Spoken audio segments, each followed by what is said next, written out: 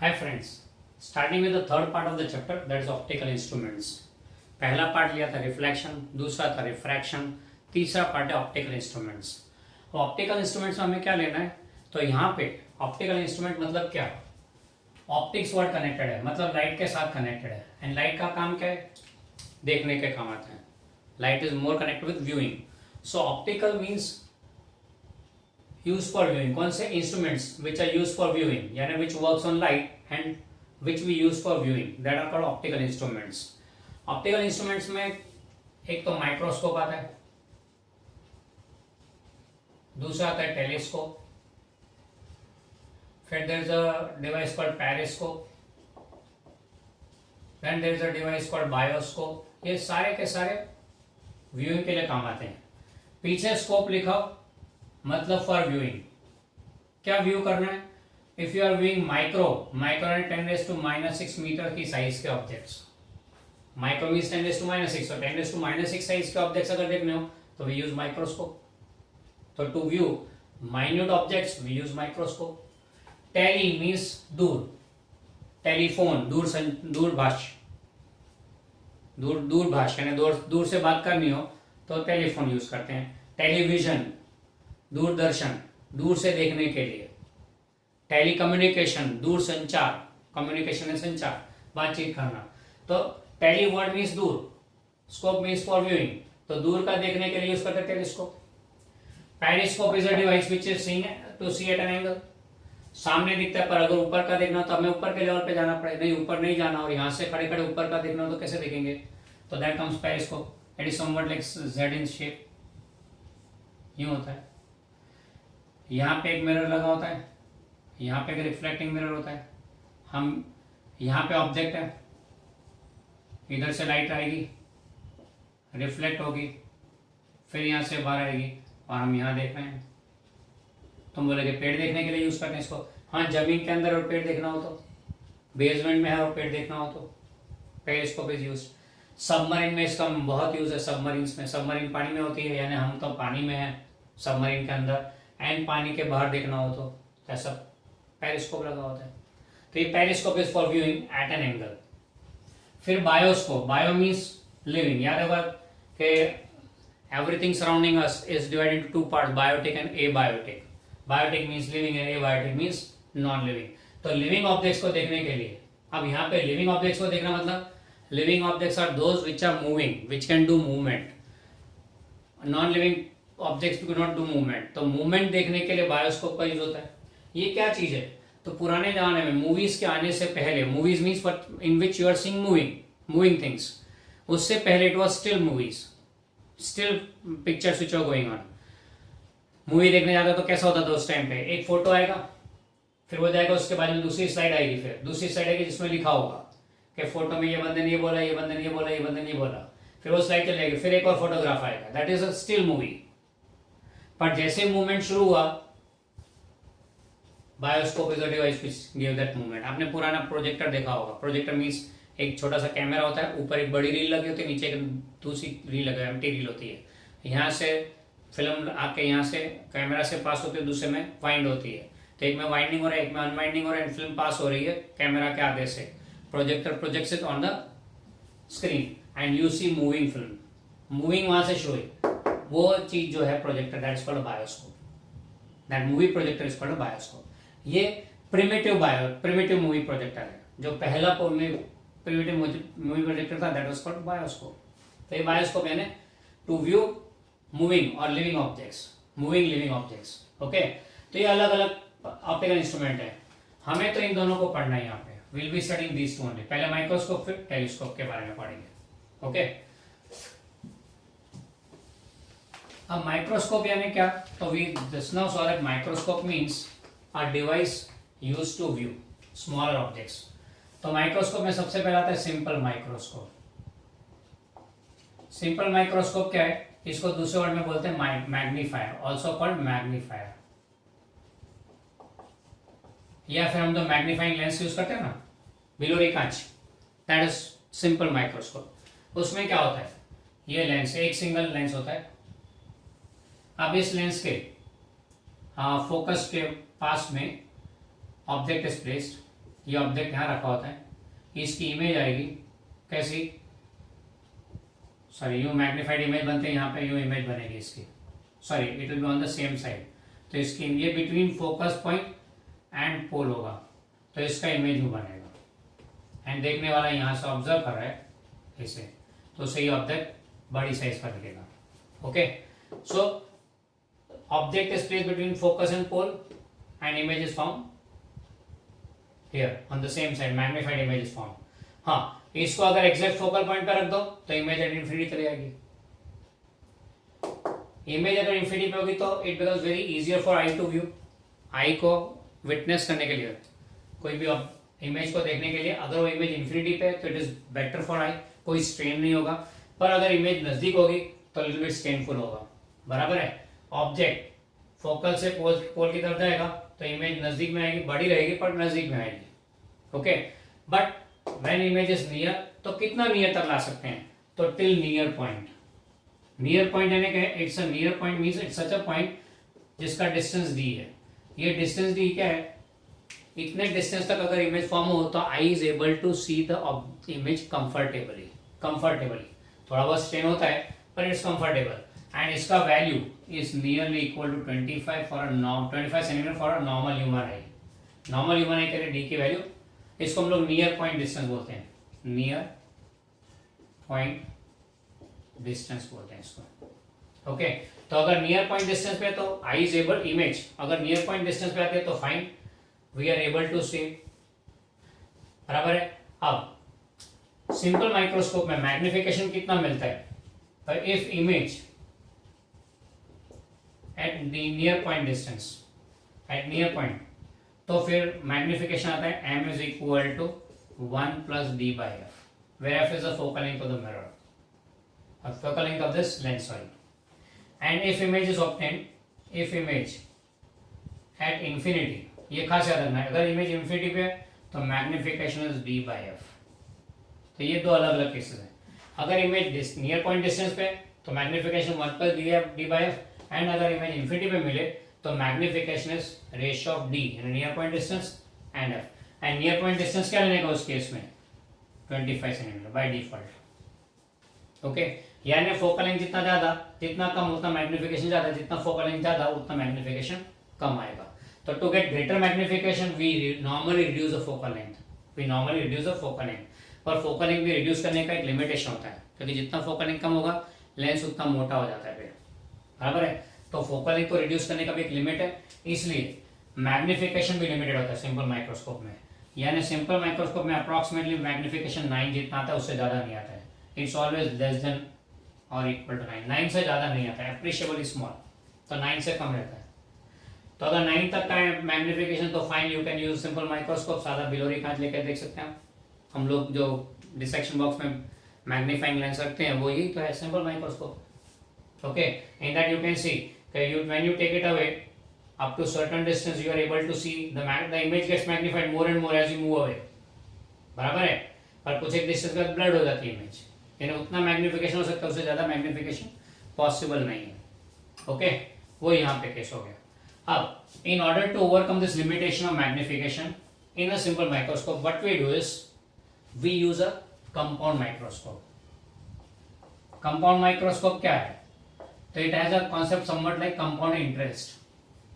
Compound interest क्या होता है, you have principal, you put it in the bank, you get an interest on that principal. तो ये दोनों मिला के अमाउंट बन गया एक पर्टिकुलर टेन्योर में, सपोज 3 मंथ्स। 3 मंथ्स के बाद 3 मंथ्स का इंटरेस्ट है, अमाउंट इतना आ गया। फिर नेक्स्ट 3 मंथ्स के लिए क्या होगा, दिस अमाउंट पे इंटरेस्ट आएगा which will be somewhat more than I. Principal का इंटरेस्ट जो है, इंटरेस्ट का भी इंटरेस्ट इसमें ऐड होगा। अमाउंट का इंटरेस्ट आ रहा है, मतलब इंटरेस्ट का भी इंटरेस्ट आ रहा है, चलेगा।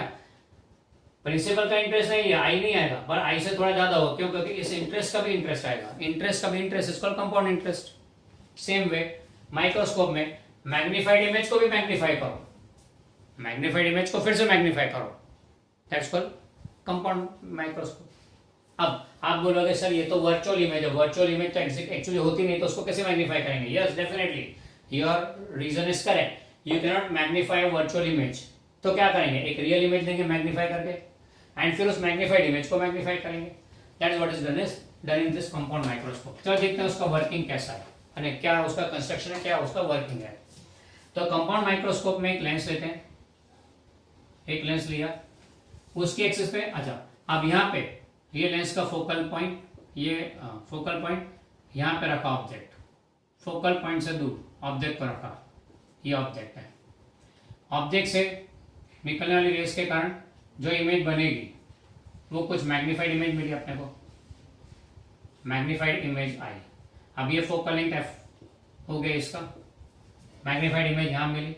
अब ये जो मैग्नीफाइड इमेज मिली, लेंस, फर्स्ट लेंस ने ऑब्जेक्ट को मैग्नीफाई किया, ये मैग्नीफाइड इमेज मिली, let's I dash.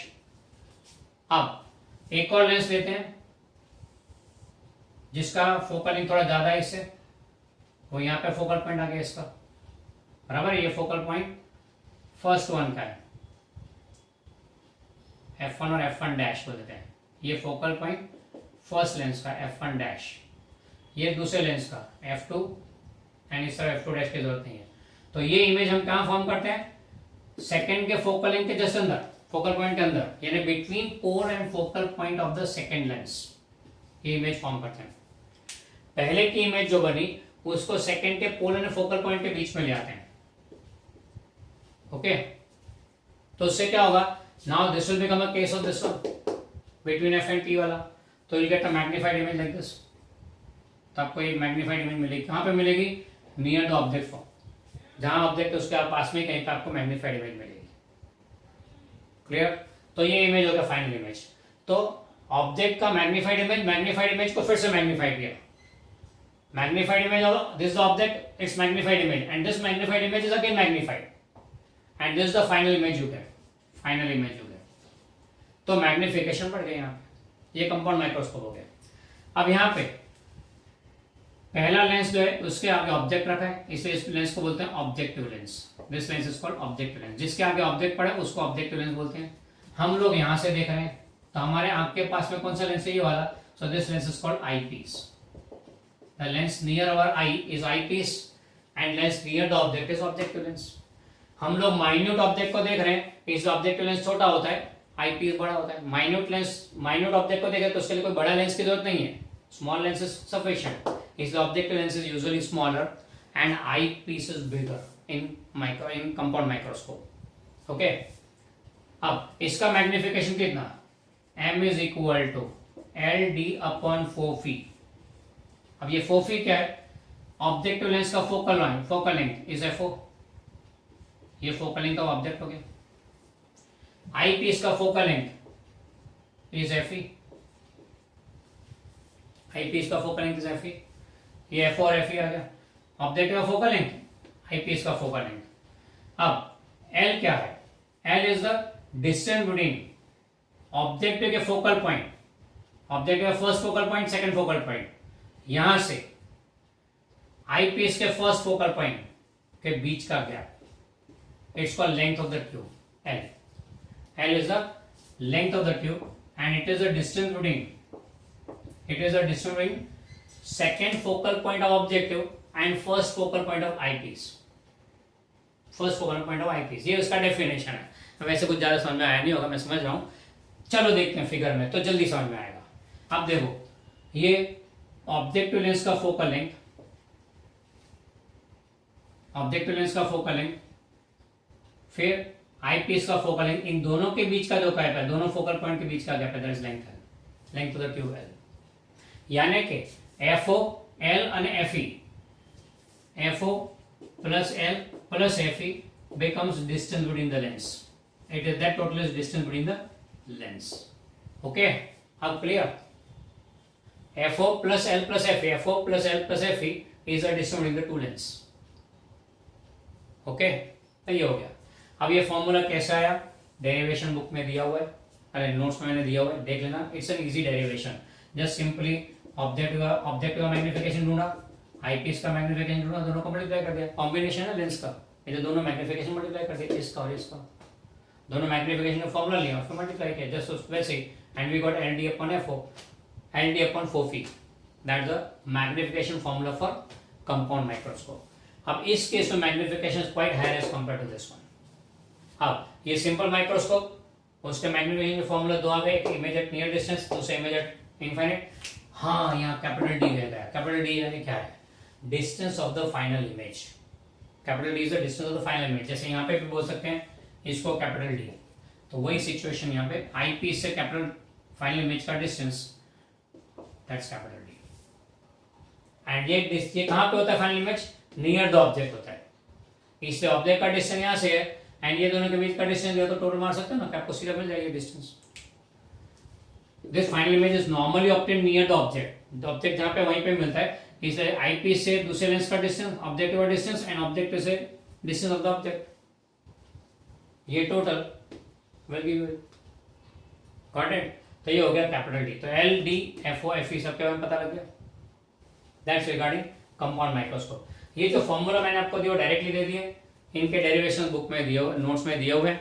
These are purely geometrical derivation, इसमें कोई खास बात है नहीं, इसलिए I am not covering it here. If you find any problem then let me know. ये हुआ एक device, optical instrument, that is microscope. अब हम चलते हैं आगे। Next we will go for telescope. Just go through this part portion in the notes and then अगर तकलीफ लगे तो do give me a call, that's all. Okay,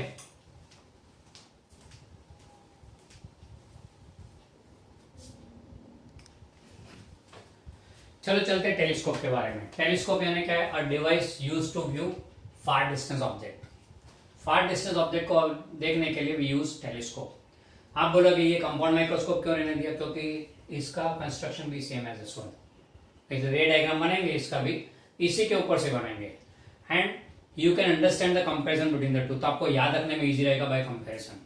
okay, चलो शुरू करते हैं। टेलीस्कोप में we have to see a far distant object, यानी ऑब्जेक्ट हमारा कहां पे? इन्फिनिटी पे, बराबर है। अब वहां से आने वाली लाइट रे will collect on a bigger lens, यानी यहां पे ऑब्जेक्ट की साइज बड़ी होती है। ये ऑब्जेक्टिव लेंस हो गया, क्योंकि ऑब्जेक्ट यहां से दूर है, बराबर है।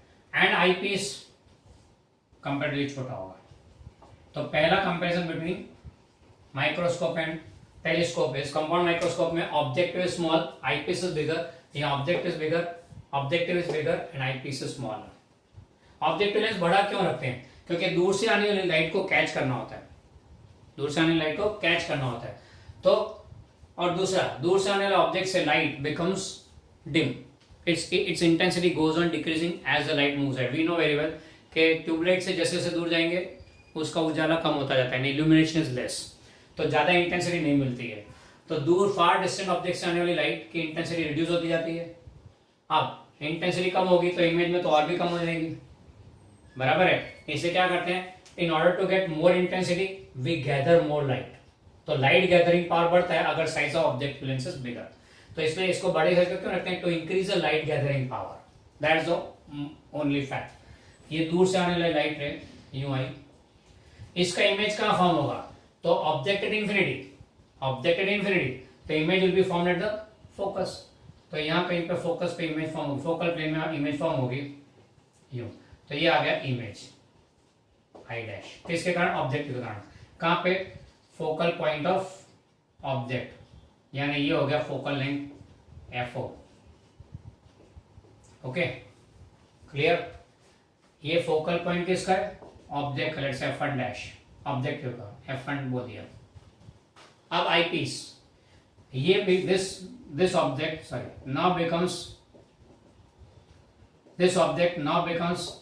the image of the infinite distance object now becomes object for the eyepiece. Infinity से आने वाली लाइट जो ऑब्जेक्ट है उसका इमेज यहां बना, वो इमेज बनता है सेकंड के लिए ऑब्जेक्ट। एंड अब ये सेकंड का जो ऑब्जेक्ट है, सेकंड में से उसका इमेज बनेगा। अब ये कहां पे फॉर्म होता है? तो आई पीस के फोकल पॉइंट के जस्ट अंदर, ये F2 हो गया, किसका? इसका है फोकल पॉइंट। तो this image is created at such a position which is inside the focal point of the eyepiece. यानी F1 और F2 दोनों ऑलमोस्ट नजदीक में, यानी कि ये डिस्टेंस कितना बनेगा? Fe. ओके, तो यहाँ दो लेंस के बीच का डिस्टेंस कितना हो जाएगा? FO plus Fe। तो इसमें बीच में जो L आता था वो नहीं है, यहाँ पे FO Fe दोनों कंबाइन होके डिस्टेंस इन द लेंस बनेगा। And this distance in the lens is called length of tube. Telescope के केस में length of tube is FO plus FE, इस केस में it is FO plus L plus FE। Okay, ये comparison बता रहा हूं आपको। अब यहां से इसके कारण जो इमेज बनेगी will be somewhat like this. Method exactly same है, ये आई पीस तो वर्किंग सेम हम यहां से ऑब्जर्व कर रहे हैं, इसको वर्किंग तो सेम है सेकंड आई पीस का, ऑब्जेक्टिव का वर्किंग बदला। ऑब्जेक्टिव बड़ी साइज इसका है क्योंकि इन्फिनिट आने वाली parallel rays have low light intensity, so to gather more light ये मिलेगा। ओके, अब इस टेलीस्कोप में मैग्नीफाइंग पावर का formula m is equal to FO plus FE, FO upon FE, FO upon FE. यहाँ पे फॉर्मूला मैग्निफिकेशन का क्या आएगा, FO upon FE. Compound microscope में LD अपॉन 4φ, यहाँ पे FO upon phi. Focal length of object upon focal length of eyepiece. Okay, ये हो गया रिगार्डिंग टेलीस्कोप का मैग्निफिकेशन। अब इमेज तो इन्वर्टेड मिलेगी, इसमें भी ऑब्जेक्ट की इमेज इन्वर्टेड मिलती है, इधर भी ऑब्जेक्ट की इमेज इन्वर्टेड मिलती है, बराबर है। ये नॉर्मली फार डिस्टेंट ऑब्जेक्ट्स यानी कि स्टार्स को ऑब्जर्व करने के लिए यूज करते हैं, इसलिए इसको हम लोग एस्ट्रोनॉमिकल टेलीस्कोप भी बोल सकते हैं। This can called as astronomical telescope. Astronomical telescope, astronomical telescope में we are viewing the far distant object. आप कोई स्टार देख रहे हैं उल्टा हो या सीधा, डजंट मैटर टू अस, हमारे लिए तो सब एक बराबर है क्योंकि हम तो जानते ही नहीं कि सीधा क्या है। सन को देखो उल्टा या सीधा, it is same round only, बराबर है। अब इसको यूज ऑल्सो करते हैं, ये तो एस्ट्रोनॉमिकल है ना, स्पेस के ऑब्जेक्ट को देखने के लिए, पर it can be also use for viewing objects on the ground also, जिसको बोलेंगे terrestrial telescope. So this telescope can be use for terrestrial observation also, यानी टेरेस्ट्रियल टेलीस्कोप, टेरेस्ट्रियल मतलब ऑन द ग्राउंड। तुमने ऑन द ग्राउंड टेलीस्कोप को use करें, हाँ, अरे वो मिलिट्री वाले यूज करते हैं ना खास, कि दूर से दुश्मन आ रहा है या कहाँ पे। हम लोग भी स्टार गेजिंग के लिए यूज करते हैं कई बार टेलीस्कोप्स, या हम दूर का कोई देखना हो फ्लैट व्लैट या कोई देखना हो दूर की चीज, तो हम लोग उसके लिए यूज करते हैं, वही निकाल के देखते हैं telescope. That is terrestrial viewing. अब ऑब्जेक्ट की इमेज उल्टी दिखेगी। अब मान लो क्रिकेट का मैच देखने बैठे तो ये टेलीस्कोप लेकर गए टेरेस्ट्रियल टेलीस्कोप, और वहां जाके देखेंगे सिंपल टेलीस्कोप से, तो क्या होगा, सारी इमेज उल्टी, यानी क्रिकेटर हवा में पैर उनके एंड यू नीचे की तरफ लटक रहे हैं, लटकते cricketers running for the ball here and there, लटकते लटकते लटकते, तो उन्हें ऐसा कैसा दिख रहा है। इसलिए टेलीस्कोप में image is always inverted, microscope के जैसा ही है। अब माइक्रोस्कोप में we have the object and we know the object and therefore inverted image is clear in our mind. हम लोग ऑब्जेक्ट को उल्टा रखेंगे ताकि इमेज हमको सीधी दिखे, जबकि एस्ट्रोनॉमिकल टेलीस्कोप में आप स्टार को तो सीधा करने जाने वाले नहीं हो, but it doesn't matter for us. Terrestrial telescope में यस इट मैटर्स। दुश्मन आ रहा है, तुमको लगेगा टैंक आ रहा है कि ऊपर से प्लेन आ रहा है, पता ही नहीं चला, उल्टा दिखता है इसलिए। तो टेरेस्ट्रियल टेलीस्कोप में a third lens is introduced, third lens is used। ये थर्ड लेंस क्या करता है, it inverts image, inverts final image, यानी फाइनल इमेज को इन्वर्ट करता है तो हमको सीधा दिखेगा। तो टेरेस्ट्रियल टेलीस्कोप में third lens is used which has a purpose of inverting the image. Okay, ये हो गया टेलीस्कोप के बारे में, बराबर है। अब टेलीस्कोप में लेंसेज यूज हो रहे हैं and lens we know very well कि लेंस की खासियत है कि इट कैन डिस्पर्स लाइट। अगर व्हाइट लाइट आ रही हो तो it can disperse into 7 different colours. आप बोलोगे ऐसा कैसे, तो अगर याद करें तो convex lens was somewhat like this. ये कॉन्वेक्स लेंस को देखो तो यूं हो गया ना, एक प्रिज्म एंड ये दूसरा prism, it is nothing but combination of two prisms, two inverted prisms joined at their base forms a convex lens। तो इफेक्ट तो आएगी, अगर व्हाइट लाइट आया तो divide into different colours. And इसके कारण क्या होता है, कई बार इमेज की एजेस कलर दिखती है क्योंकि different colours are focus at different points. Lens के कारण different colours are focus at different points, तो इस तरह क्या दिखेगा, इमेज के एजेस कलर दिखेंगे। And this phenomenon is called chromatic aberration. It's called chromatic aberration. Aberration यानी क्या, error, it's another word for error. तो क्रोमा, क्रोम मींस कलर, तो कलर की एरर जो आती है that is chromatic aberration. Colour की एरर क्यों आएगी, क्योंकि व्हाइट लाइट को लेंस व्हाइट लाइट के डिफरेंट कलर्स को कन्वर्ट्स एट डिफरेंट पॉइंट्स।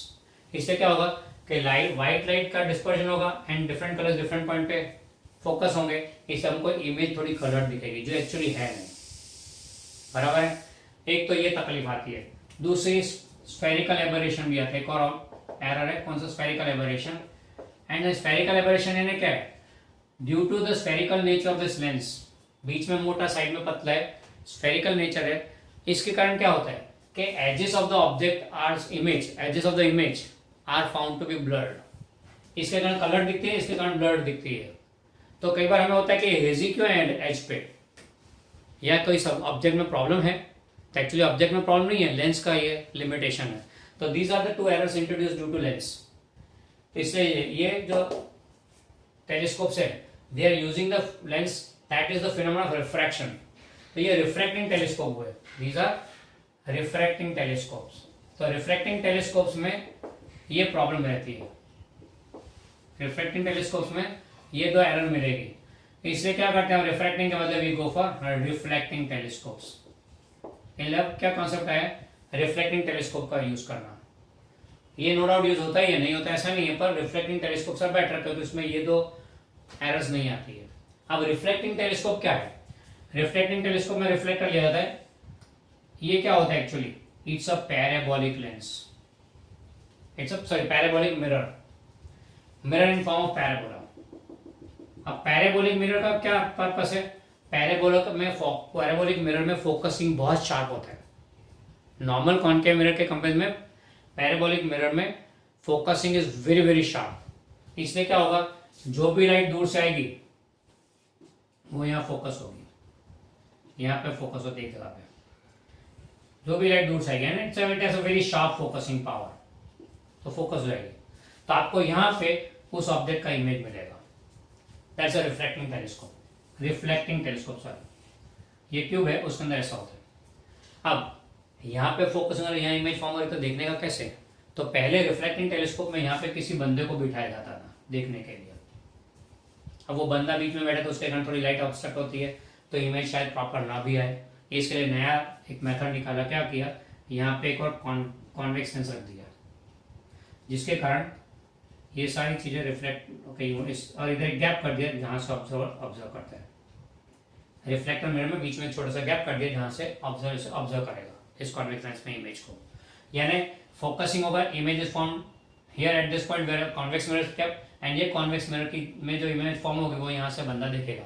तो now the person is not disturbing the light, it is not disturbing the light, light is not stop, complete light आएगी तो complete image देखने को मिलेगी। Even ये mirror का थोड़ा ब्रेकिंग किया तो वहां पे भी थोड़ा प्रॉब्लम आ जाता है, इसलिए क्या करते हैं हम नए सिचुएशन में, तो यहाँ पे फोकसिंग पॉइंट पे प्लेन मिरर डाल दिया टेढ़ा, तो इसके कारण लाइट यूं रिफ्लेक्ट होकर जाएगी, ये जो लाइट आती है रिफ्लेक्ट होकर यहाँ आती है वो यूं जाती है, एंड हम लोग यहाँ पे व्यू द लाइट, आई हमारा यहाँ पे तो हम लोग यूं देखते हैं।